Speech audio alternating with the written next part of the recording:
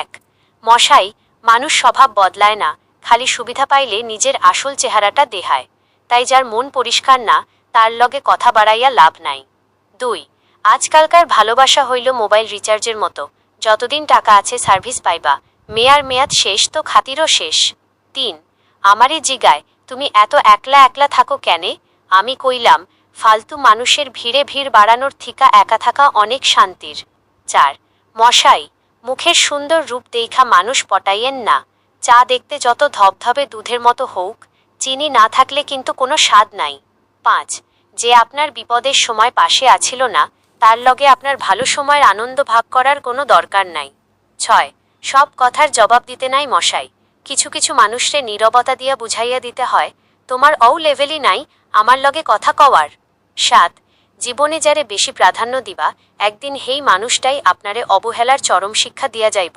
আট, চিন্তা কইরা কি পাইবা মশাই? দুনিয়ার লগে দৌড়াইয়া তো লাভ নাই, আগে নিজেরে সময় দেও আর এক কাপ কড়া চা টানো।